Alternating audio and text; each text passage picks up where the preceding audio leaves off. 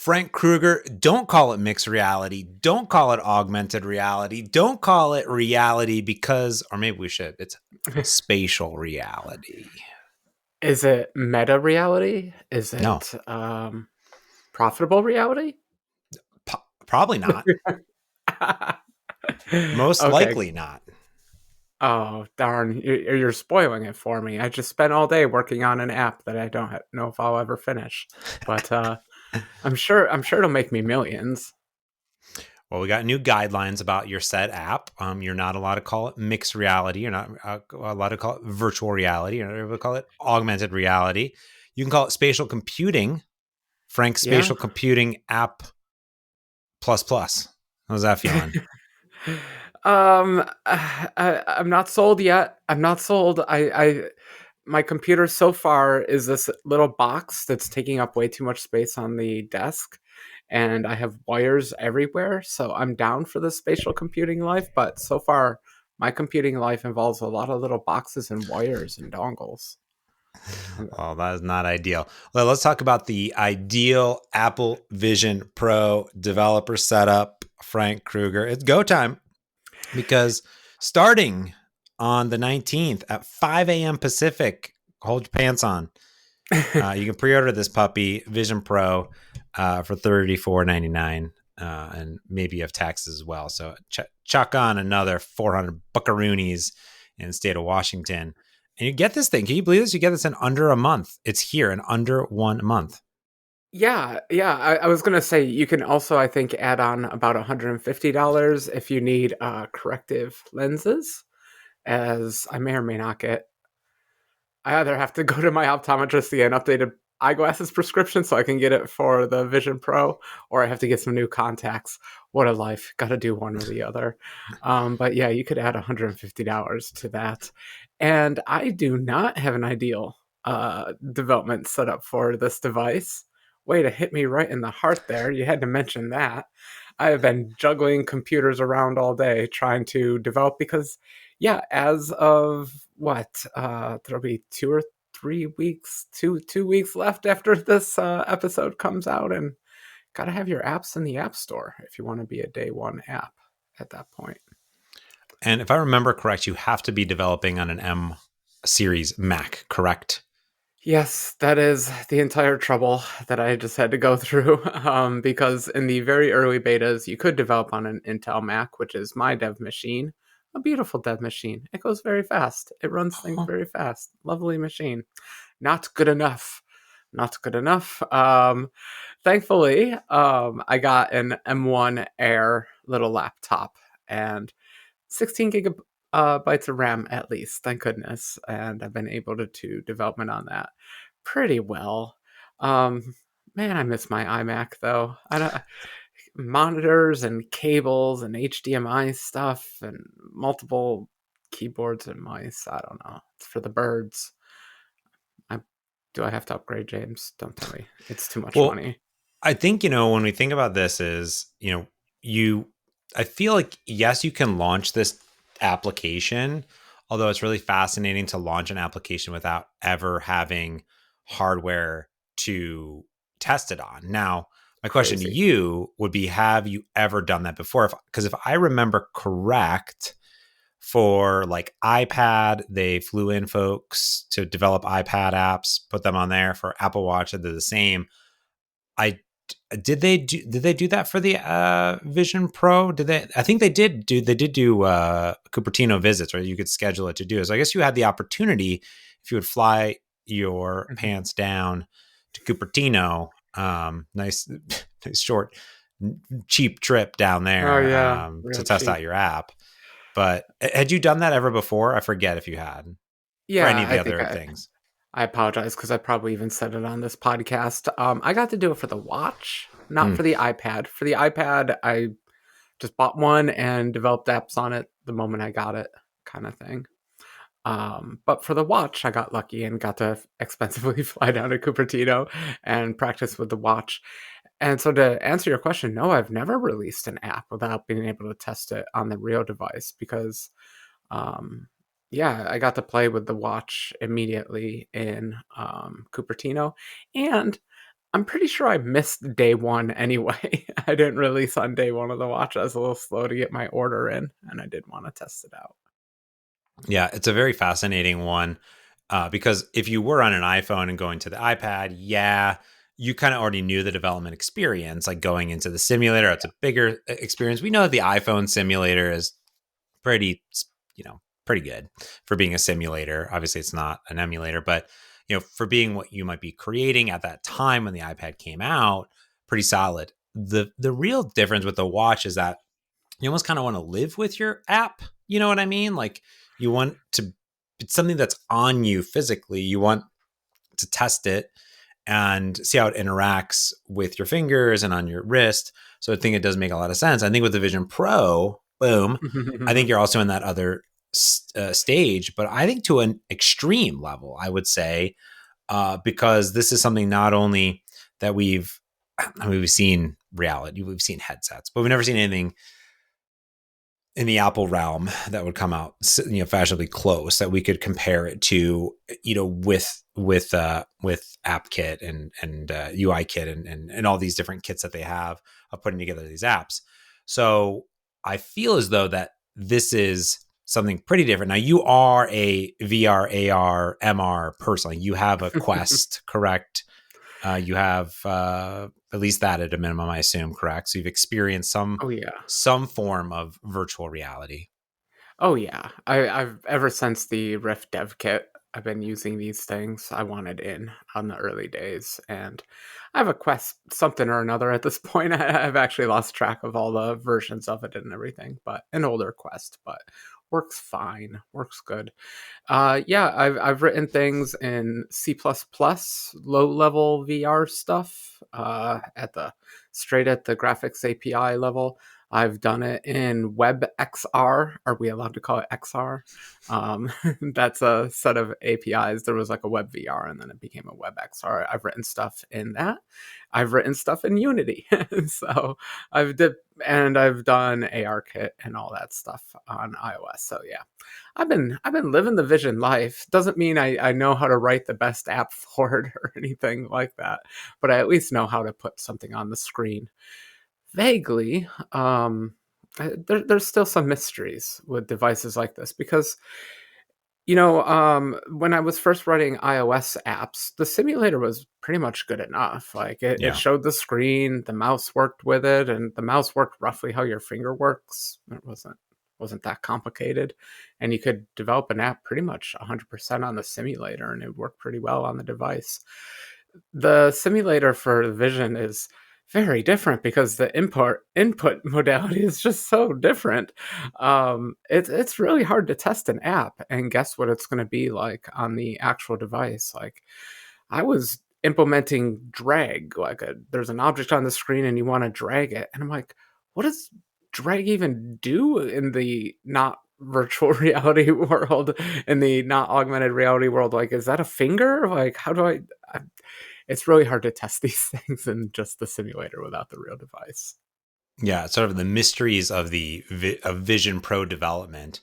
And I believe that the thing that is the most mysterious, probably for most developers going to the Vision Pro, is that interactive touch points with the fingerprint, finger touching here. Now, actually, the HoloLens had a very similar mechanism for interacting and pinching and doing stuff. So I've worn a HoloLens. Mhm. Laurent Wagnon had one, and I was at a conference, and he let me strap it onto my head. It was pretty cool, and you were doing that. And again, I'm not really a big VR, MR, AR, anything person in general, so the Vision Pro doesn't have me too excited. Maybe I'll buy one. Maybe just expense it off, business expense. Um, It's free it's basically with that free. logic. Yeah. Yes, why not? It's tax write off. Um, so I think in that regard, that's the part that is hard maybe to even envision that interactive space, because when you think of the phone to tablet to watch to desktop, we really understand that interaction model. And the interaction model is really important in app development. I mean, to me, especially on the phone where I do most of my app development, it's a very different interactive interaction than on the desktop, although I understand the desktop and the web. When it comes to mobile, the touch aspect is different. You have to kind of understand that and craft for it, which is why when a lot of people are like, oh, I've forever done WinForms development, or I've done WPF development, I just want to take that. I want to take that exact same WinForms app. I want to shove it on an iPhone. And I go, no, that doesn't make any sense because it doesn't adhere. You'd have to like manipulate the, you can't do a one-to-one. I've seen it done, you know what I mean, on an iPad, like, but it's not a comfortable experience for what users are like. So having come from an iPhone to an iPad, you're like, okay, I understand that interactive model. It's just a bigger landscape. And probably there's some things that are unique that I can't grasp right now without holding it. When you go to the watch, you can basically understand. You can just tap around on the watch. It's a little touch screen. Okay, I understand how touch screens work. But Yeah. here, like, there is no screen. There's no things like how far in do I have to do this? Am I motioning? Am I walking? You are physically moving in a space. Like, if I am holding my iPhone or my Android phone or my Apple Watch or my old iPhone, I could just walk around with these and I'm just like, oh, I understand how these things work. And it kind of, gels well because I can go between all of these devices, like I even got, we Mhm. have these like heated floor panel in one of the bathrooms, and it's got a touch screen, right? And it's like so intuitive, but only because like I've used touchscreens for like the last 15 years of my life. That's like so Yeah. interactive. Like, oh, I understand the back. Like, it's there. Even like, and whatever that you would have been like pre iPhone, like it's basically looks like an iPhone app at this point. And you're like, oh, okay, I understand how this model works. Yeah. So coming to the Vision Pro, to me, that is the hardest thing to grasp, because when I was doing the HTC Vive, I want to say the Vive, Okay. I had that one. This was pretty cool, and playing games on it. But I was a gamer, right? So I understood kind of a controller was in my hand and how that was kind of mapping out. And I could Beat Saber is like I'm doing this, or like if I'm in the arcade playing DDR, I'm like I'm in the physical space. I could understand some of that, but in this world, it's like one notch beyond what I'm super comfortable with. Like, and I've done it, but I just haven't done it a lot. And I would say for most people, I'm imagining, and I could be wrong, that they're probably not putting the Meta Quest on their head for like 3 hours every single day. Yeah. Like, I think that is the $1,000,000 question right now. Okay, the device is going to come out. We know it's going to be a half decent device. It's very expensive. They're going to put high quality parts in it. It better be a very nice device. The question is, what kinds of apps are you going to want to use, and what are the interfaces like for those apps? Because you have a lot of choices to make. Um, I'm curious if I would put this thing on in the morning and bounce around from room to room in the house and have different apps like docked at different rooms.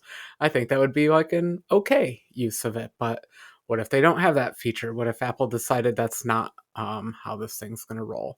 So there's just big open questions like that. Like, what is your day to day use of it? Or is it every time you put it on, you load up an app just like it is on Quest and things like that?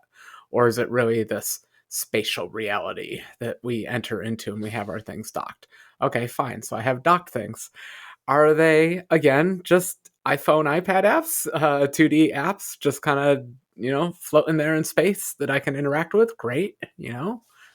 I'll use all of James's apps. I'll have them docked everywhere. You can be They'll be cycling and see your cadence, see a big number yeah. floating on the screen. Perfect. Can I just stream your data to the app? That'd be kind of nice. Well, Yeah, well, I mean, and to feature your point, requests. is like I don't know exactly what's going to be there. I'm on the Vision Pro website, and they have the little Apple's first spatial operating system. And by the way, I'm not joking about the mixed reality, virtual reality, augmented reality. That was in an email and in the specifications, and they've updated all their marketing. So when I go to the Apple Vision Pro website, they have the whole thing like here's the interface for the apps, and it kind of has the Apple Watch interface, right, with all the Yeah. icons that are kind of circly. We have like Safari. Let me pause it here. I'm going to pause it. There we go. We have Safari, Photos, Music, iMessage, Power, or not PowerPoint, but what's the Keynote, Mail, Yeah. Mindfulness. I mean, if there was yoga in the app, now that'd be kind of cool. App Store, Freeform, Apple TV, and then there's another big notes, note taking up in spatial reality. And then there's another one that Um, just says compatible apps. That's where they're yeah. going to shove our apps, by the way. Compatible apps. They're going to shove them over there, put them over there. That's what they're going to do with them. But that's it. That's the only thing that they show. Yeah, and those are basically what's in the simulator. So actually, you can use a lot of those. Not like Keynote or Mail or any of those. Or Yeah. are there actually? But you get a general feel. A lot of the apps just feel like iPhone apps with a different widget set. Like they're just going to Mhm. look better in the virtual reality instead of being opaque, solid rectangles, like the rest of us will be, like all our apps will be in the supported section. Yeah, I think that's why I've been trying to write a few little apps just so I could be in the proper section, have my own proper icon, and enter into the 3D world. Mhm. Because yeah, your apps can be the compatibility mode apps, where it's basically just your iOS app, or you can actually write a Vision Pro app, and even then, you have big UI decisions to make. Apple's apps are mostly 2D apps that just exist in a 3D world. And so you can still write a 2D app that just happens to exist in a 3D world. The API supports it just fine. Or you can go a little bit crazier and create 3D objects and try to build a 3D user interface via interacting with 3D objects. Or then you can go the even farther crazy and just go virtual reality, even though we're not supposed to say it. You can just take over the entire screen and do virtual reality. Oh, and I feel as though when I look at the Vision Pro marketing site, I know they're trying to come up with a certain thing, and I know they don't really want to highlight games, and that's okay too. But I feel as though what I'm missing from like the announcement that just happened, like we're recording this on the day that they announced all this stuff, because CES is happening this week, really cool stuff at CES. But it's like if I was to launch the Xbox today and say, "Hey, pre-orders go live next week," Hmm. and you can get it in a month. And by the way, the Xbox is only like $500. You know what I mean? I'm just saying, or the PlayStation 5 or whatever. Yeah. You're releasing the next thing, and you're like, here's what's in the box. They give you what's in the box, and you have a photo of like the apps, and you're like, here are the apps you get. You get a browser, you get, you'd be like, what am I buying? You know what I mean? Like, what they're Yeah. missing is what is the killer app? What is the thing? Like when Nintendo launched the Nintendo Switch, they launched it with Breath of the Wild, and Yeah. it was you bought it for this thing. You know what I mean? Like this was the reason to own it. And you knew that there would be so much more. So now I know that we've seen demos and we've seen a lot of stuff, but like when I'm browsing the announcements, I'm browsing the marketing material, I'm like, I know it's beautiful hardware. I get it, Apple. I get it. And I get it. There's like movies and like all you show is like here's photos and there's like, but I'm like, I'm not sold. I'm like, and Apple's really good at selling. That's the thing.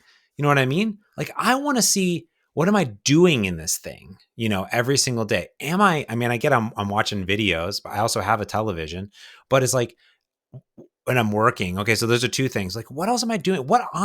If I'm working, what are the things that I'm doing while I'm working? You know what I mean? Why is it so much better for me to watch Star Trek: The Next Generation? Is that correct? Is that a That is a very good thing to watch. I highly Picard? recommend it. Picard. Picard. If I'm Uh huh. watching Picard, how is this so much better than me just turning on the tube and with my Apple TV? You know what I mean?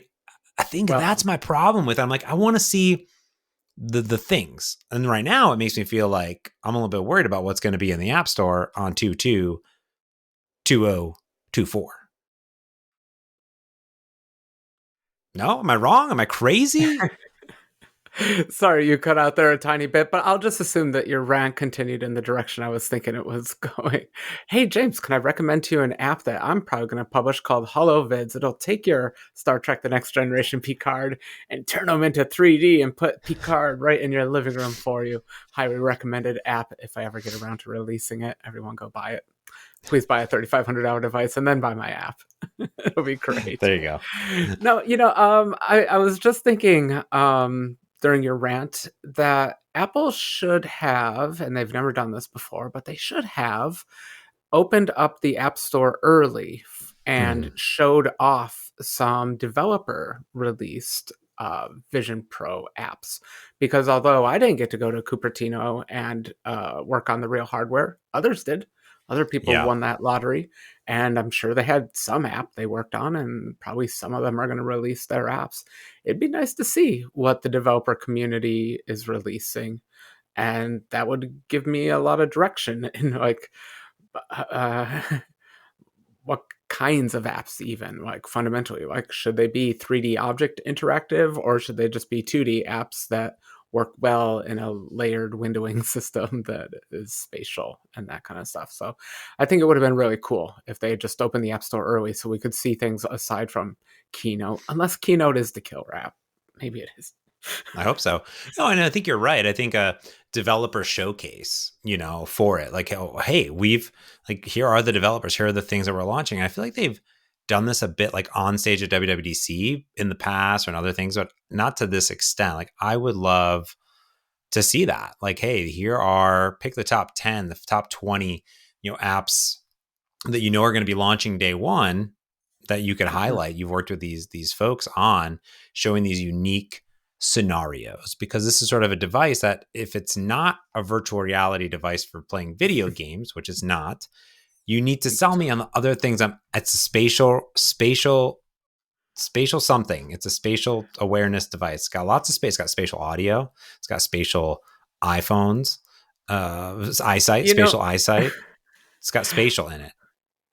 one of the reasons I wrote iCircuit for the iPad was iPad came out and it was one of the most magical devices ever. I still love the iPad.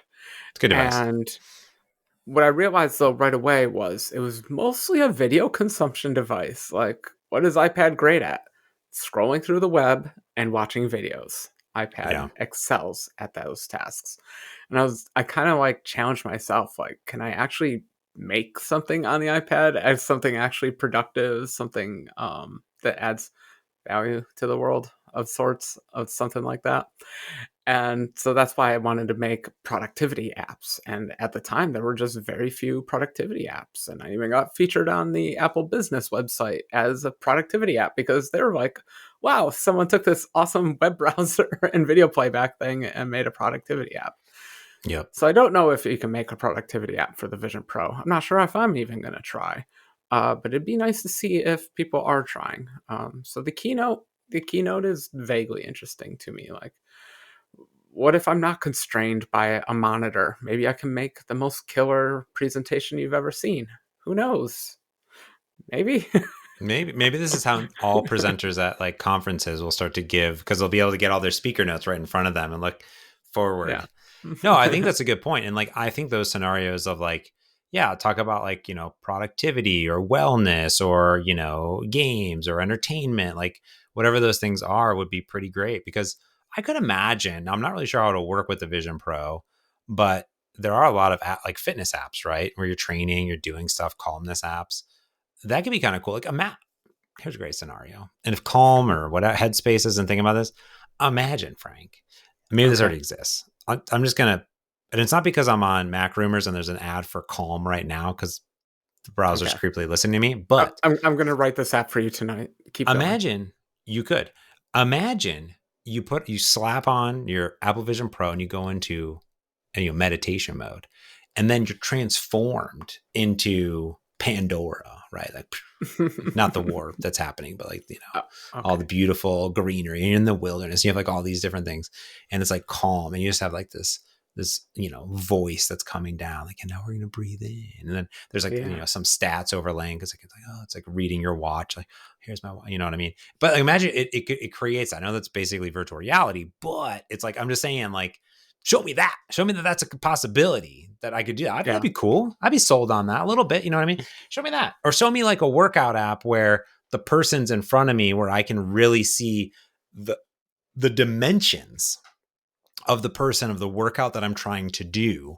And I can pin them to a space where I can, like, because half the problem with like doing workouts on TV, so you'd be pointed at the TV all the time, but your workouts are in different movements, right? You could have something that's tracking you and helping you out as you're working out. I don't know if you can work out in this thing. You might be a little sweaty, but I'm just saying, those are the things. Apple marketing department, I know that we did a whole podcast episode on how we're the worst marketers of our own apps ever, but I'm just saying, I feel like they could take a note from the game industry on this one when launching something substantial like this.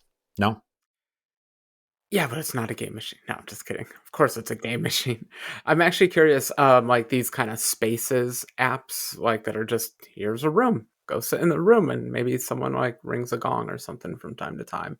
Yeah. Like, I actually kind of hope that those take off as like a little niche apps.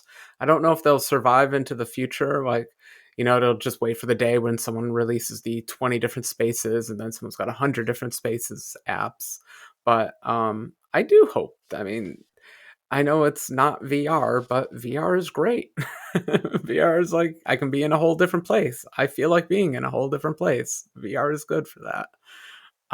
So I actually hope those come out and do well. I think the teleportation apps, that's probably not what they'll be called, but the ones that are like, you have a scan of a different space, like a, a Colosseum or something like that, some famous Roman architecture or something like that. And you put that into your house, and you can go walk around in that space and peer around in that space. You are virtually teleporting yourself to Rome and looking at the archaeology. I think those will be the fun apps, and I hope that those do well.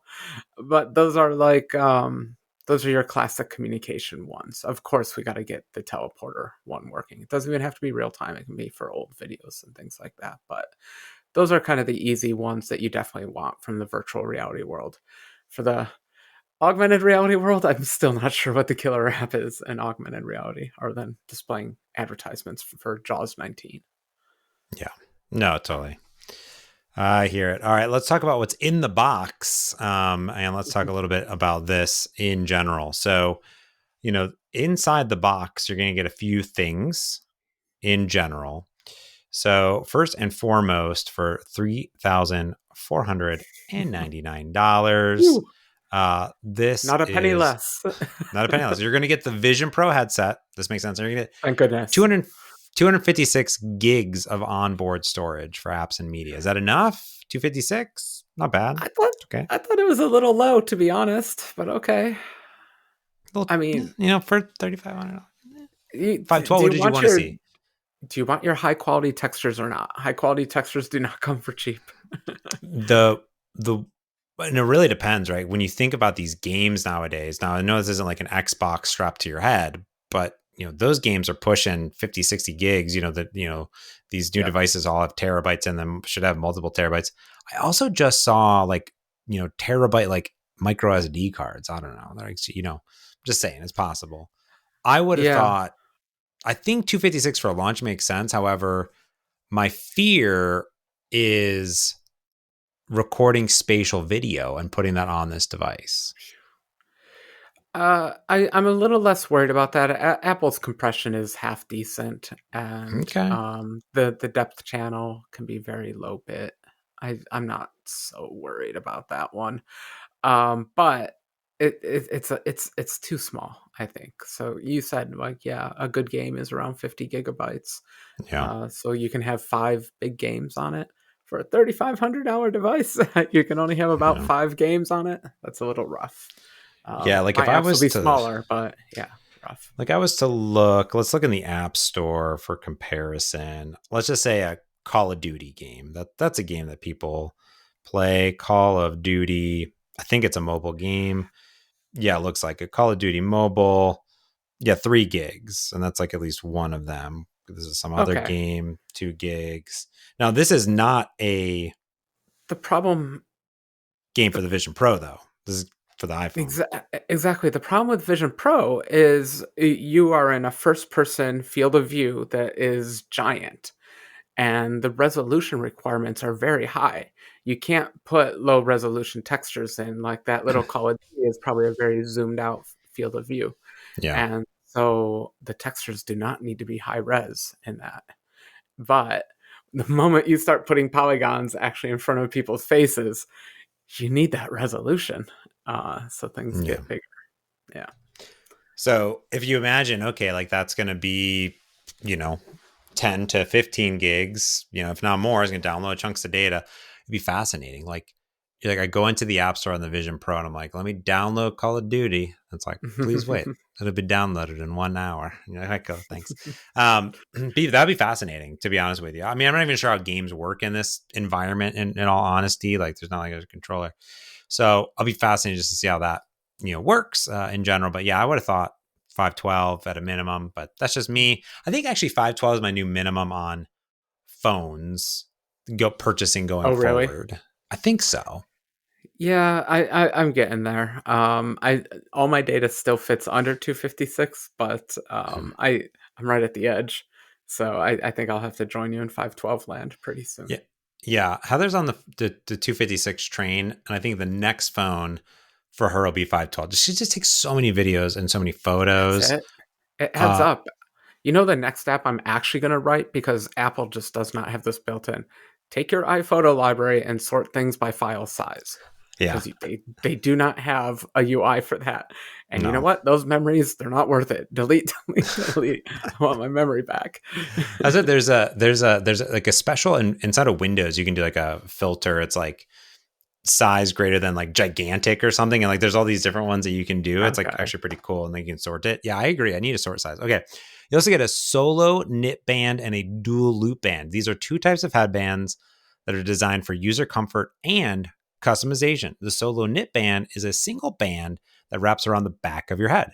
While Apple says the dual loop band features a pair of adjustable upper and lower straps for a personalized fit. I thought our straps were going to be, I thought that the What? Apple Vision Pro, we needed a custom order every single strap that went onto our head. No, wasn't that a thing? They were going to 3D print stuff for us or something. No, I thought that was for the eyes, but no, this headband thing really threw me off. I was like, wow, they really couldn't come to a decision on which one's better. And I wonder what the differentiating factor is. Why do Hmm. some people prefer the one? It kind of blows my mind. It's for a device where they didn't want to give us 256 gigabytes more, they're going to manufacture an entire another strap. You would think you could squeeze it onto the chip for the same price as a strap. And now, Um, that being said, I'm scrolling through the marketing material and I believe we only ever see single strap on people's yeah, heads. In it fact, the looks double cool. strap doesn't look as cool. That's You're it. right. Doesn't Yeah. look as cool. Boy, and knowing my luck, I'm probably gonna end up having to be a double strap person, not Yeah. looking cool That'll around my be, and house with my cat. everyone has different size heads, so I get it. All right, next we have 2 light seal cushions. These cushions come supplied in 2 sizes and provide additional comfort and light blocking capability, ensuring a snug fit around the face to prevent light leakage. I don't want no light leakage in my thing. It completely ruins the effect. True. I can't believe they didn't solve the light leakage though. I was expecting this thing to be like a gelatin that molds itself to my face like venom. I I cannot for any reason, like, there's no photo that I can see of them like installing this cushion. Or is the cushion the thing that's against your face and you can swap that part in and out? Oh, it's magnetic. Oh, okay. So that's the thing that rests up against your face. There must be 2 of them. It gently flexes to conform to individual face shapes. Fascinating. So this is the part that's like on your physical face. They're just going to give Hmm. you 2 of those. I mean, you're getting a lot of customization here. Very fascinating. Have you ever molded shin pads, like soccer shin pads to your leg? There's a I know what you're talking about, but yeah. yeah. I kind of wish they just did that, like properly molded to my face. Like Mm. it's gonna get a little warm, but just hold it to your face, and it will just adhere to my face. Yeah. It like inflates around it. Hmm. Kind of like a Tempur-Pedic material. Yeah. Just create a little vacuum and suction cup. Yeah. That'd be great. That way I can have Uh, a nice red rim around. yeah. I mean, ever You're gonna there's get it. okay, good. Okay, just want to make sure. You're going to get a cover for the front glass. The cover protects the headset's front glass when not in use, preventing scratches and from damages. That's cool. You also get a polishing cloth, $85 polishing cloth. It's designed for cleaning the headset and lens and front glass. That's cool. You also get a battery pack. Provides 2 hours of general use and 2.5 of 2D video playback on a single charge. According to Apple, you get a USB-C adapter and also a USB-C charging cable. So there you go. Well, at least they're putting the charging adapters and cables back in the products. Like even the Yeah. iPhones don't come with those anymore. So that's Mm-hmm. nice. For It $3,500, you get it. must be a chunky one, like a fast charge. They must, when you have the battery length only being 2 to 2.5 hours, which is short, by the way, but also maybe long. I don't know. It's Oh, I think it's way too short. It's kinda sad because, like, just as you would get into something, your battery's gonna be dead. Like, I don't know about you, but it takes me at least an hour to get into something, let alone work Listen, on when I'm scrolling on Netflix, I'm not even starting to watch a show until at exactly. least 85 minutes into Right. browse This is what infinite I'm scroll. saying. Especially imagine the 3D infinite scroll, it's just gonna be amazing. Things are zipping around X, Y, and Z. It's like like the Netflix catalog just like it's like Okay. the archives in like Star Wars or whatever. It was just like That's the app that I'll write for you, the, ADD start, video viewer browser for Netflix, yeah. now you also mentioned that there's going to be these optional optical inserts from Zeiss, which is nice. Starting at $99 that you can buy. I guess you would just know what your prescription is, submit it to Zeiss, and then they give you the inserts, and bingo bango, you're good to go. So that's kind of nice. Oh, okay. Yeah.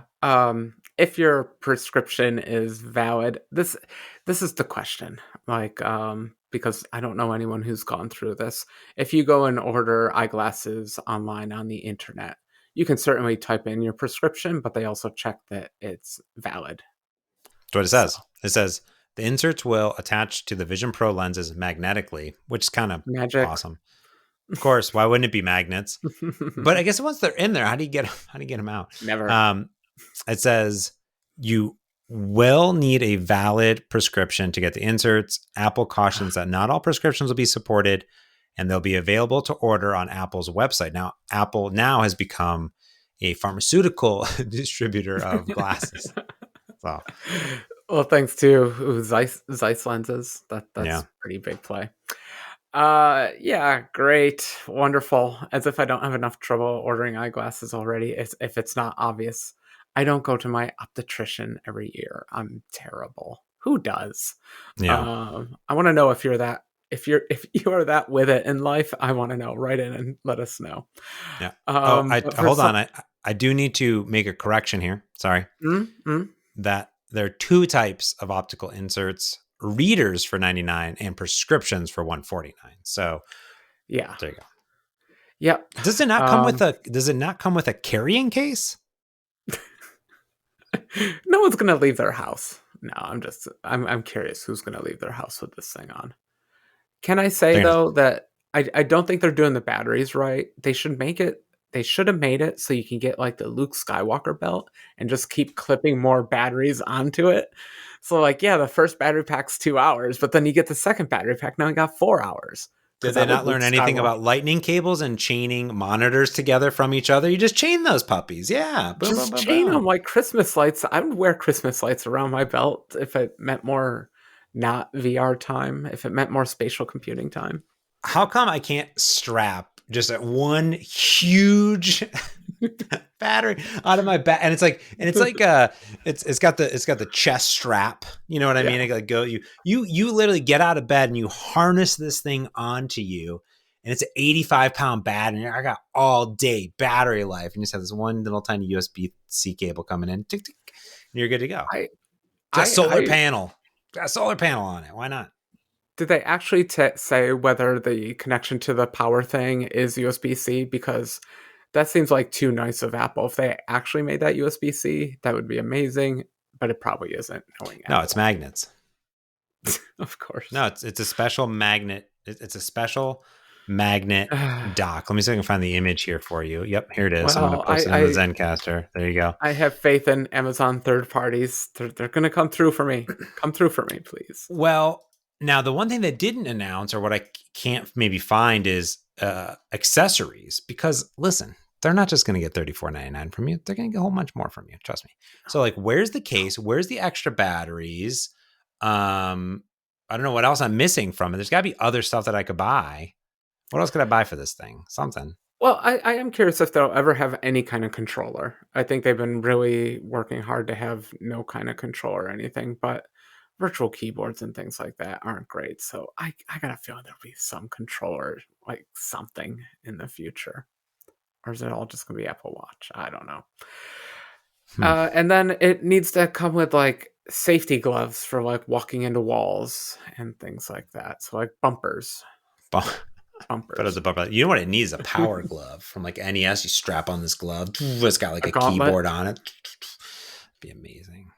I'm just Apple. We're full of ideas. Hire us. I already have a great job, so you don't need to hire me. Hire Frank. I'll pass on the great ideas. Are you gonna get one? Are you buying one? I think I am. I've been debating on this show for 2 years now. And it's a god awful amount of money for something I probably won't make the money back on and get distracted writing a whole lot of apps for that I don't make money on. But why not? One more crazy thing. I would just wish I had a better computer for it, because I hope I don't have to upgrade my computer as I buy a ridiculous new device. I hope I can just work on the laptop, make it pay for itself first, and then maybe upgrade computers. Well, you were already at about $4,000 because you got the Vision Pro, you got the prescriptions, you got the sales tax, you got the extra battery. You know, the extra battery is going to be about $500. So now you're at about $4,500. Optometrist appointment. That's yes. Gotta go. $200. Yeah. You know you don't have insurance, so that's going to cost you $3,000 right there. Who's got vision insurance except for Microsoft employees? Actually, it was at my company before Xamarin, we had vision, but not dental. Yeah. I mean, even vision, a lot of people don't do. No, we had vision. We didn't have dental insurance. Yeah. But I pretty normal. Love my teeth, even though they're all oddly shaped. I'm not going to correct them, but I love a good cleaning. Anyways, so let's say you're already at at least 4,000 in. What else to be an Apple Vision Pro developer? You need the device, $4,000. Check.